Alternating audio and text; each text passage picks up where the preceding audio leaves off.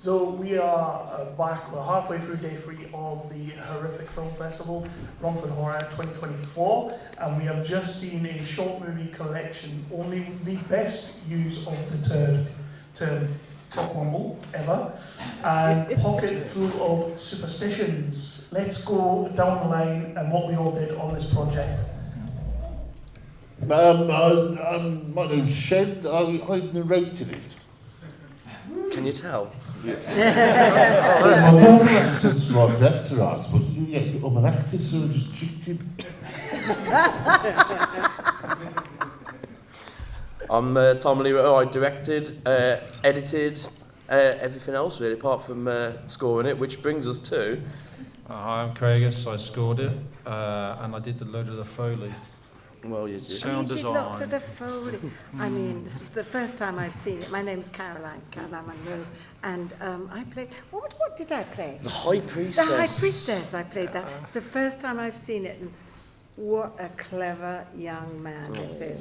Wow. I mean, wow. Bless you. I didn't know what to expect, but it's so old school, but it's so now. It's beautiful. Anyway, I'm very impressed. I really am. Thank you. And I'm Pauline Peart, and I play the clairvoyant. Yay. And I feel the pain, all the pain of everyone else. And this is the second time I've seen it, and I love it. Geniuses. Yeah, absolutely. Brilliant.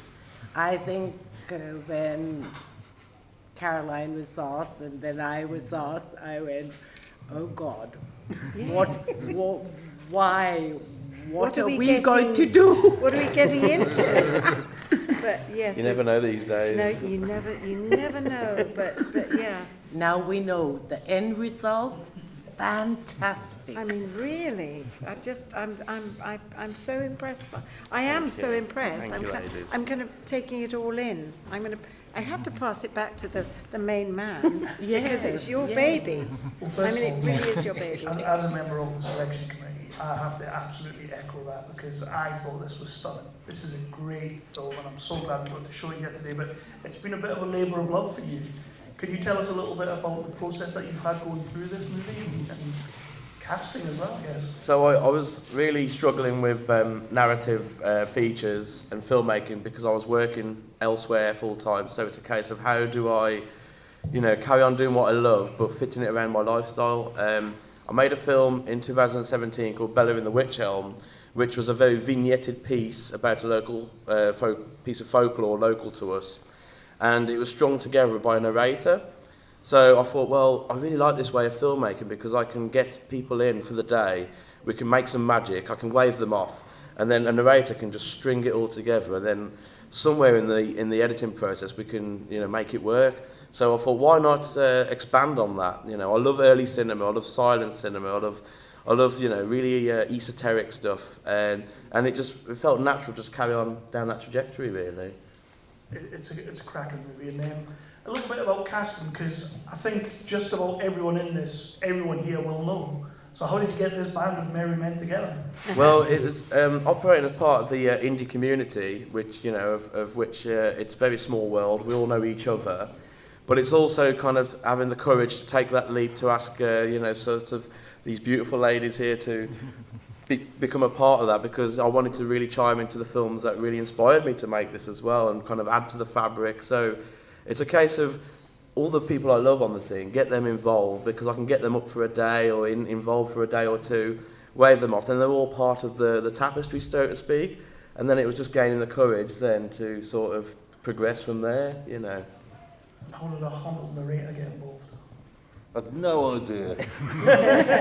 You went to see the cravats? It's quite a commanding voice, I have to For say. those who don't know the Shend, he's in a cracking band called the Cravats, and we went to see the Cravats play locally to us in Stourbridge. And how would you describe the Cravats? You can't really. I mean, nobody ever has successfully. It's very left field. It's very English. Very kinks, bonzos. So the English quaintness and the Dadaist sense of humour that he brought to that band, it fit very much the idea of what I was going for here. I mean, I wrote the script thinking of Vivian Stanshaw, who's obviously no longer with us, so I thought, who kind of follows that sort of philosophy? And we went to see the Cravats, Craigus and I, and I was just quite in awe, really, of this gentleman here, and I thought, this is the man. Very much. How did you find the process of being our narrator? It was kind of weird, because when he asked me to do it, I've done acting for years and stuff, but I've never narrated a film. I've done ads and stuff, but and he sent me some script, and it's obviously I'd seen none of the film, so I had no real idea how to do it. So I just had a go, and he went, "Yeah, that's all right." And then I didn't hear from him for about 2 years, and then he sent me reams and reams of stuff, with all highlighted in different colours. Oh, really? It was like, right, okay then. So I sat and did it in a day, didn't I? You knocked it out in an evening, didn't you? And You mailed him a microphone, didn't you?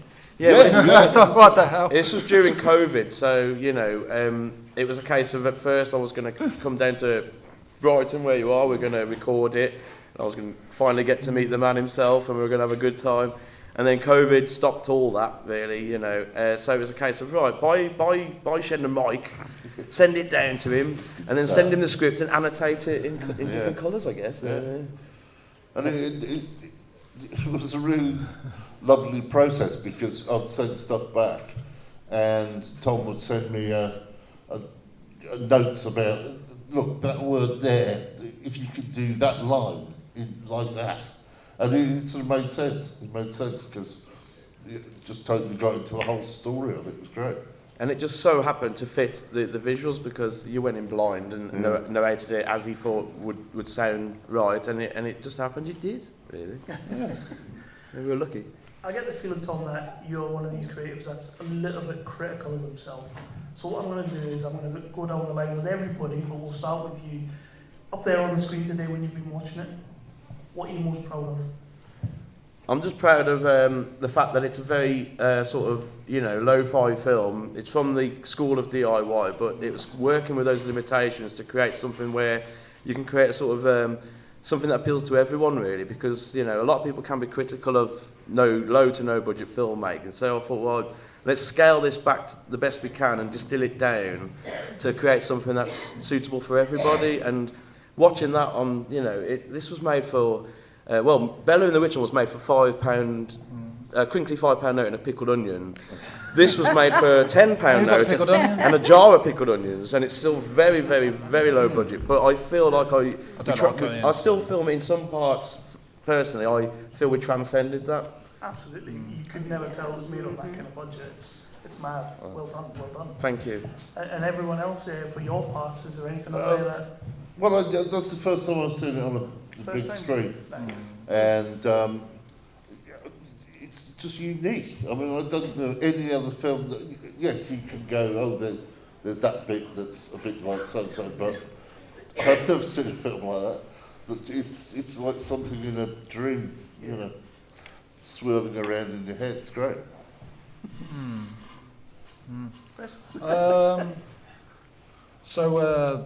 I think Tom and I share a certain kind of somnambulance towards life, as in, like, he feels like he's kind of walking through it in a visual, kind of accentuated way, where you see things and you kind of, you got like a kind of photographer's eye for capturing things, and he collages it quite well in his post-production. Like, so, but then I got synesthesia, so when I watch his imagery, it really inspires me and makes the music, so, you know, kind of just hear it. Nice. And I like that. So I think today, like, I watched it in a kind of an objective way, I suppose. I could see, you know, obvious flaws and things, but nothing's ever perfect, is it? So I kind of like it as a piece of art. Rubbish. As a piece of art, it's all right, you know. It's all right. And ladies, with your roles, is there anything up there that you see and you're like, damn, that was great? What? What? Ladies, sorry. I'm sorry. Oh, no, that's all right. I'm sorry. All of us, we're all in it. Oh, I'm sorry. The other thing I was going to say is Go. that the St Angus bit was beautiful. Like, I've never really experienced it in like such a, you know what I mean? Like, objective way. Yeah. Like it's just beautiful. The way it's framed is incredible. Like the girls walking up the stairs, you got their legs there, and then it's kind of like there's just the gap going down to the tiles. Like, and even though it's just like incidentally like edited together like that, it's just masterful. Like I thought the cinematography in that scene was masterful. So you like the film? That bit in particular, like, but I've got very The rest little of to it, do. No, it was beautiful, It was that's it. magical. It was kind of magical. As I say, I had no idea what to expect. I just came in for a morning, didn't I? Sort of morning and lunch, and then and that was it. I had no idea. But it's magical, and it's kind of grounded in reality too. Because a lot of things we think, oh yes, oh no, I mustn't say that or I mustn't do that. So a lot of the stuff. But then what you took with your imagination, you made it, how you did that, I don't know how you did that.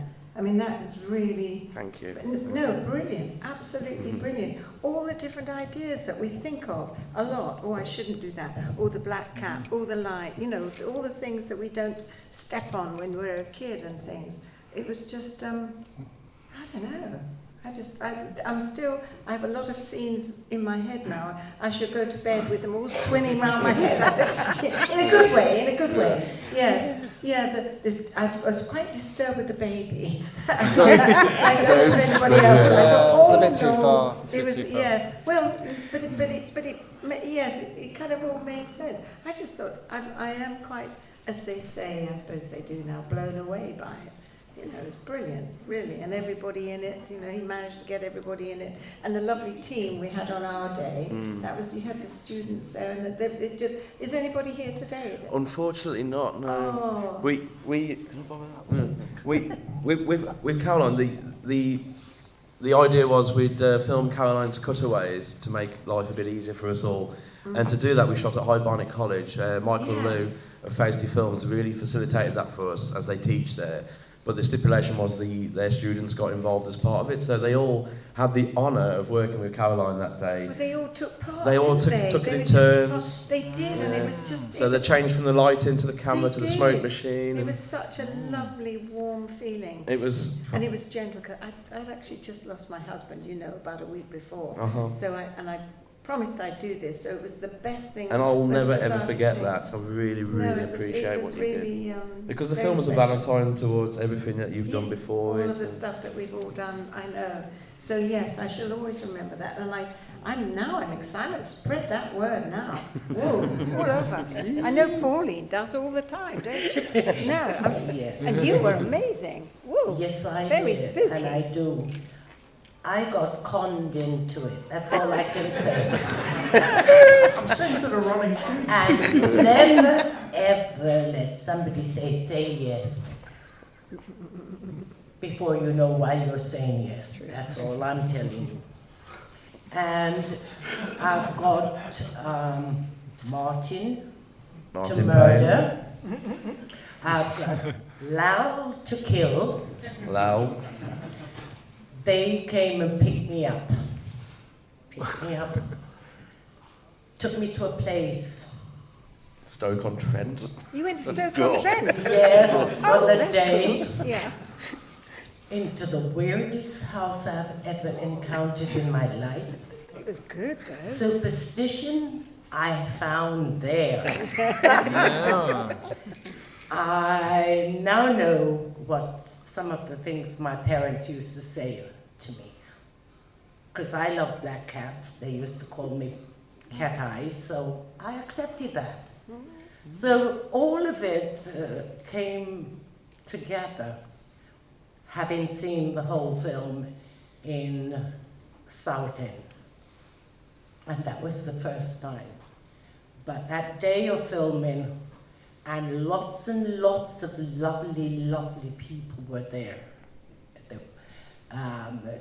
James, just everyone, it seems like, were part of the team, were doing things, were making suggestions, and they were really, really wonderful. And Tom was so good and excellent, like. you know what you're doing. This is Yes. you know what you want, and you know how to get it, but very gently, very coaxing, and if it wasn't right, you tried a little bit different, and you know it. You're good. You're Thank really you. really good. Thank You you. really are. I think You watching had a it as great well, time. there's, nobody's just doing their job. Nobody's just, I'm playing this bit. It's like everybody's involved in it and trying to make it better. Really wants it to be, better than just a bit of film. Yeah, I think everyone sort of add bit to the soup. Yeah. Yes, Yes. I like that. So we had a great time. I did. And Yeah. on that day, we had a great, great time. And is that not what independent filmmaking is? So we're going to throw it out to the audience. Do we have any questions? You might have to project and throw your question down, not literally, but do we have any questions? Ooh, shy. Dicky Bird. Oh, I can there's see a hand. somebody's hand. Tell you what, 2 seconds. Can everybody tell us what you are superstitious about? Ooh. What are That's a you good point. superstitious about? I'm blinded. Walking under a ladder. Yeah, same here. Yeah. It's sort of sensible, that one. I mean, Yeah, kind of. You're not sure if a Yeah. plank's going to fall on your head, Yeah. are you? Don't walk in front of moving vehicles. Same, the M word in the theatre. Oh, yes, the M Before. word. That can't be done. What about you, Craig? No, on a day-to-day basis. It's funny Not because a lot of really. them are actually just steeped in common sense, really. Yeah. So you just. I think I'm probably far too critical. I avoid of cracks bullshit. on the on the floor. So I don't know whether that's an OCD thing or a superstitious thing. But myself, I'm more about weird anomalies, bodily anomalies. So, for instance, I can't touch scouring sponges because it makes my knees go funny. So that's probably my next film. Yeah, that's it. Be a follow-on. Or Part chewing on 2. silver paper. No, Maybe the I tarot, can't have because that. every time I do the Why is it tarot, that? that's Yeah. awful. it's bad luck. Well, Like, my bad luck body always shivers happens when then. Yes, that I happens. remember that. There you You go. know, maybe the tarot, Yes, I yeah. know. Superstitious chewing, as well. Bloody chewing thing. foil. Yes, I know. Sorry about that. I don't do it much. Do we have another question? Right, shall we? Yeah, Tom, I was just wondering how many films prior to this that you'd worked on that led you up to this incredible, wonderful piece. So this is technically my, including a lot of the, shot in friends' houses with fake blood. This is probably the fifth feature-length one. But I made the Bella in the Witch Elm one really started with those, the silent movie tropes and the feverish sort of fever dream. That's when I really started to kind of find my feet, I think, and found my voice with that. So there have been several attempts at different sort of genres, playing around with different, approaches and special effects and whatnot. Whereas I think with Bella coming out in 2017, I really did think, well, you know what, this is where I want to go with this. Because I'm from the Black Country. The Black Country people are very salt of the earth, but also very superstitious. My grandmother, she would, she'd give me a good old slap around the face, bring me back down to earth and tell me I'm saft. But on the other hand, she'd tell me about the ghosts that she converses with of an evening, and the spirits. Yeah, and she had these sort of Victorian values passed down to her from my great grandmother and whatnot. To the point where when my grandfather passed, she thought it was appropriate to just take a photo in his casket and then put it in the family album. So, when my little cousin was looking through it, oh, there's Grandad. So we're very much ingrained in that sort of spooky sort of ghost stories and things. So I really wanted to sort of honour that, really. And I feel like that's where I seem quite comfortable now. So that's where I'm going to keep going with it. I saw another person over here. Still a question here? Or is that it? Oh, there it is. Oh, it's one in front. Hello, mate. Can you hear me? Hello, Treacle. I just wondered if you could speak about your locations that you shot in and how you kind of got access to those. I obviously being from your neck of the woods, I was like, Hayden Hill House or Harlington Hall or any of those sort of places, and how you kind of got access to those guys. So with obviously indie filmmaking, you've really got to think about the budget that you haven't got and and the locations that you've got on your doorstep. So the haunted house sequence was actually in a park that was local to where I grew up called Hayden Hill House, Hayden Hill Park, and the Hayden Hill House is this Victorian manor house that has been standing as a museum for as long as as you can imagine.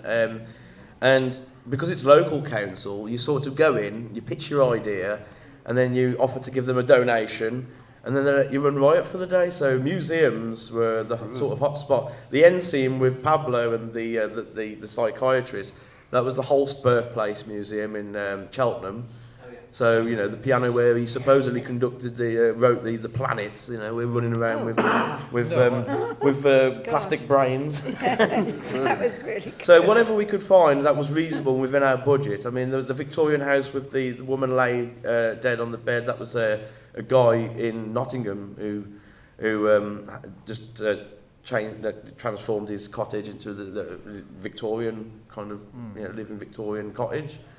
So it's whoever you can find. Basically, anyone but National Trust, really. Because Yes. That Bourneville That place would as cost a well? lot.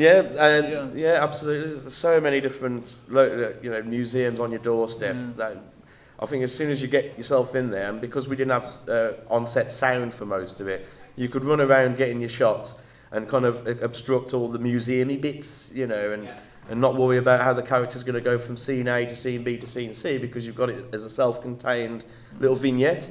So you've got your production value there, and you're getting in and out in 3 to 4 hours. Brilliant. It's truly amazing what you can do with a jar of pickled onions. So on that, we are going to head off. We're going to thank you so much for giving us this movie and letting us show it here, and thank you so much for being here, all of you. Can we get another round of applause, because that is... Thank you.